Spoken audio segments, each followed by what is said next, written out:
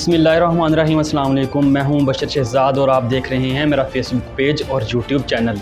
नाजरीन, मुगवी बच्ची का केस है और इसके अंदर जो आज बहुत ज़्यादा 4 डेवलपमेंट जो हुई हैं उसके ऊपर आज हम बात करेंगे। मैं कुछ अरसे से इसके ऊपर वीडियो नहीं बना पा रहा था। उसकी रीज़न ये थी क्योंकि हमारे पास जो इन्फॉर्मेशन आ रही थी वो कोई ख़ास इन्फॉर्मेशन तो थी नहीं, क्योंकि आपको पता है ट्रायल कोर्ट होता है, अदालतों के अंदर केस चलते रहते हैं। तो जिस दिन फ़ैसला आना होता है मेरी ज़्यादा ये कोशिश होती है कि उस दिन जो इन्फॉर्मेशन आए वो आपके साथ शेयर की जाए।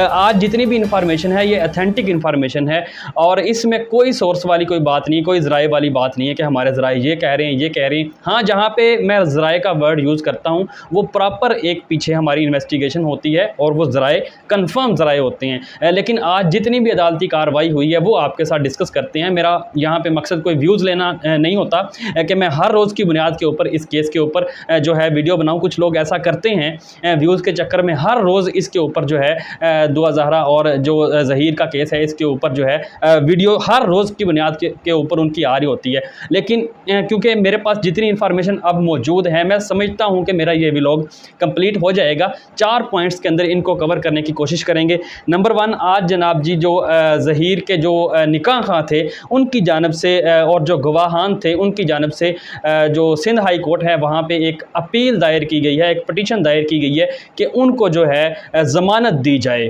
क्योंकि जो असल मुजरमान है वो तो उनका कहना है कि वो तो बाहर फिर रहे हैं, जो ज़हीर है और जो शब्बीर है, हमें जो इन्होंने अंदर रखा हुआ है। तो ये इन्होंने जो है एक आज जो है वो हाई कोर्ट के अंदर जो निकाह का गुलाम मुस्तफ़ा है और उसके बाद जो और एक जो इसके साथ जो गवाह था असगर, उनकी जानिब से जो है आज ये पटिशन दायर की गई है।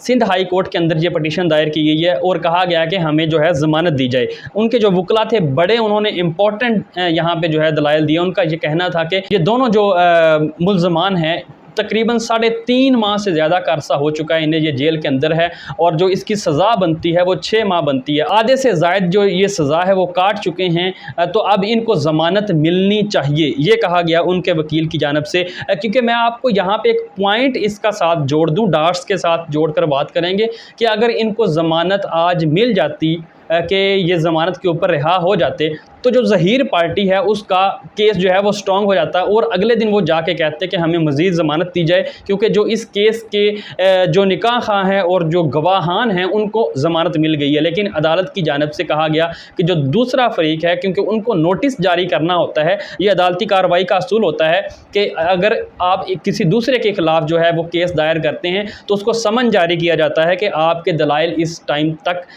कब तक आप जो है दलाइल दे सकते हैं। तो जबरान नासर साहब आप तो खुद पेश नहीं हुए, लेकिन उनकी जो टीम है उनके मेंबरान आज पेश हुए अदालत के अंदर। तो उन्होंने कहा कि हमें जो है 2 दिन का टाइम दिया जाए, जिसके बाद जो है हम इसके ऊपर प्रॉपर जो तैयारी करके दलाइल दे सकेंगे। तो इसकी समात में आपको बताऊं कि 1 सितंबर को दोबारा होगी इस केस की कि इनको अब जो है ज़मानत दी जाएगी या नहीं। एक तो ये केस था। दूसरे नंबर पे जो केस था वो ये था कि ज़हीर और जो शब्बीर है उनकी ज़मानत में तौसी का केस था। और तीसरे नंबर पे चलान की मंजूरी का केस था, जो चलान पुलिस ने जमा करवाना है उसकी मंजूरी का केस था। और तीसरे नंबर पे 164 का जो ज़हरा काज़मी है उसका बयान था कि वो बयान रिकॉर्ड करवाया जाए। ये जो ज़हीर पार्टी है इनकी जानिब से ये बार बार तकरार की जा रही थी। और उसके बाद जो है दुआ ज़हरा से मुलाकात, ये 4 जो पॉइंट्स थे आज इनके ऊपर बहस होना थी और इनका जो है हमारे पास जो है फ़ैसला आना था। तो सबसे पहले तो मैंने आपको बता दिया कि जो पहली थी समात जिसमें इन्होंने दायर की थी दरख्वास्त, जो निकाह खां है और गवाह था उसकी जानिब से ये दरख्वास्त दायर की गई थी। लेकिन 1 सितंबर को अब इसके ऊपर दोबारा समात होगी और फ़ैसला देखते हैं उस वक्त क्या आता है। 1 सितंबर को दोबारा से दलाइल पेश किए जाएंगे, दोनों वकला वहाँ पर पेश होंगे। तो देखना यह कि फ़ैसला किस तरफ आता है, क्या उनकी ज़मानत हो पाती है या नहीं। अगर ज़मानत नहीं होगी तो बेनिफिट ज़्यादा जो मेहंदी काज़मी साहब हैं उनको इसमें बेनिफिट होगा। और अगर जो है उनके हक़ में बेल हो जाती है, उनके फ़ैसला हक़ में आ जाता है पटिशनर की, तो इसका मतलब होगा कि जो ज़हीर पार्टी है उसकी तरफ, क्योंकि मैं आपको बता दूं कि इसके अंदर मैं पहले भी आपको बता चुका हूं कि जो अगर तो ज़मानत नहीं मिलती इनको तो फिर स्ट्रॉन्ग केस इस वजह से हो जाएगा कि देखो अगर उन्होंने तो सिर्फ निकाह पढ़ाया था और गवाहान थे, अगर वो लोग जेल के अंदर हैं और अदालत की जानिब से उनकी जो बेल है वो कैंसिल कर दी गई है, उनको बेल नहीं दी गई, तो इसका मतलब है कि जो मरकज़ी मुल्ज़मान है वो कैसे बाहर फिर रहे हैं ज़हीर और शब्बीर, उनको भी जेल में होना चाहिए। ये पॉइंट यहाँ पे वैलिड होगा। अगर ज़मानत हो जाती है तो इसका मतलब ज़हीर और उसका जो भाई शब्बीर है उनके लिए स्ट्रॉन्ग पॉइंट ये होगा कि देखो उनको भी अदालत ने जो है वो ज़मानत दे दी है।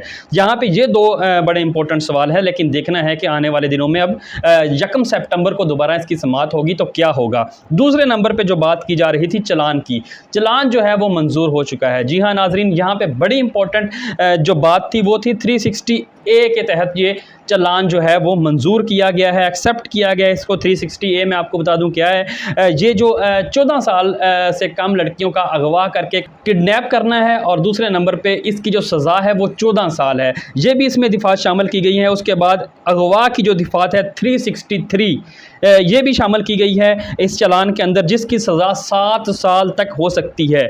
और इसके साथ साथ 368 अगवा को छुपाने वाले जितने भी इसमें लोग शामिल हैं उनको भी तकरीबन 7 साल की सज़ा हो सकती है। ये सारी जो है इस चालान के अंदर जो है ये शिकें जो है आइन की वो शामिल की गई हैं। इसके साथ साथ मैं एक और चीज़ यहाँ पे आपको बता दूं कि जिनसी ज़्यादती की जो दिफात थी उसको जो है निकाल दिया गया था।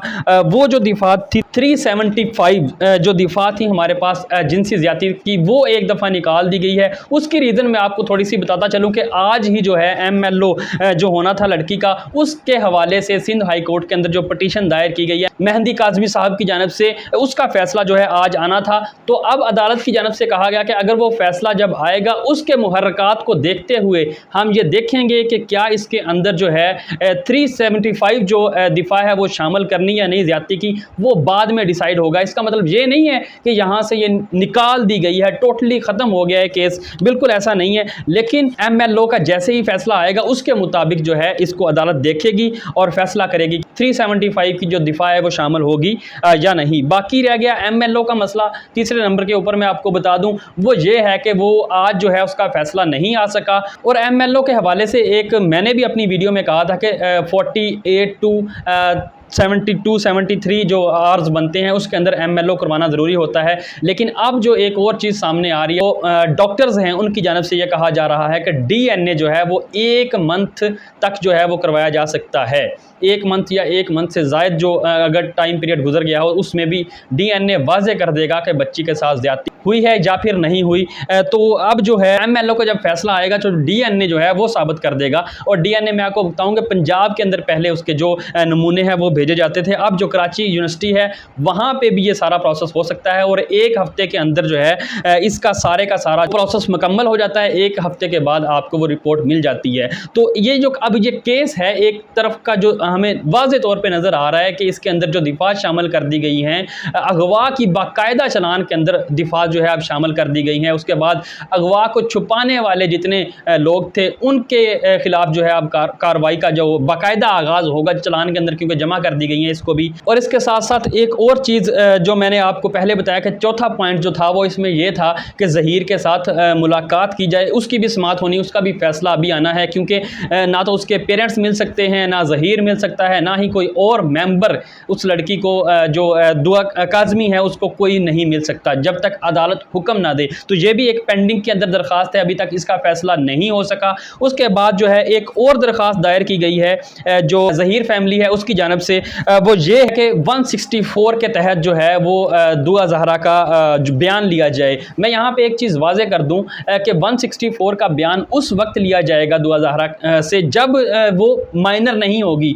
मतलब कि इसके जो वकील है ज़हीर के, वो ये कोशिश कर रहे हैं कि डिले हो, जितना ज़्यादा डिले हो कि उसकी एज जो है वो बढ़ती जाए, तकरीबन वो 15-16 साल की जब हो जाए तो उसका बयान ले लिया जाए। ये भी एक पटिशन दायर की गई है। लेकिन मैं आपको कन्फर्म ये कर दूं कि 164 का बयान माइनर का नहीं लिया जा सकता। जी हाँ, यहाँ पे वाज़े तौर पे मैं फिर आपको बता दूं कि किसी भी माइनर का बयान 164 के तहत नहीं लिया जा सकता जब तक उसकी एज जो है 16 अबव ना हो जाए। वो माइनर होता है, उसके बयान की कोई वक़्त नहीं होती और उसका बयान जो है वो किसी सूरत भी एक्सेप्ट नहीं होता। तो ये वो नाजरीन सारी डिटेल है इस वाक़े की। मैंने सोचा कि जो 4 केसेस की जो समाअत होनी थी उसके ऊपर 2 के जो फैसले हमारे पास आ चुके हैं। एक तो जो ज़मानत का फैसला है वो 1 सितंबर को होगा, और दूसरे नंबर के ऊपर जो चलान है उसको जो है जो दिफात शामिल की गई थी, पहले तो ये भी निकाल दी गई थी 365 364A, ये दिफात पहले निकाल दी गई थी, लेकिन प्रोसिक्यूशन ने दोबारा इसको ऐड किया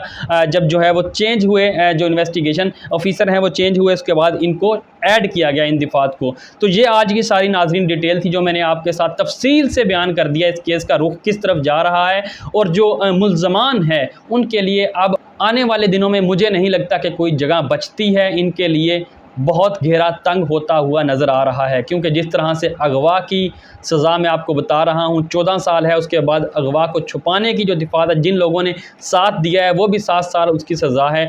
तो इन लोगों के गिर्द जो है अब घेरा जो है वो तंग होता जा रहा है। आने वाले दिनों में आप देखेंगे कि ज़मानतें किस तरह से मनसूख होती हुई भी आपको नज़र आएंगी। तो नाज़रीन ये वो सारी डिटेल थी जो मैंने आपके साथ आज की इस वीडियो में डिस्कस की है। वीडियो पसंद आए तो लाइक करें, शेयर करें, कमेंट बॉक्स में आप अपनी राय का इजहार कर सकते हैं। चैनल को आपने सब्सक्राइब कर लें ताकि इस इशू के ऊपर जो भी वीडियो बने उसका टाइमली नोटिफिकेशन आप तक पहुंच सके। अपने दोस्तों का ख्याल रखिएगा। मुझे इजाज़त दीजिए। अल्लाह हाफिज़।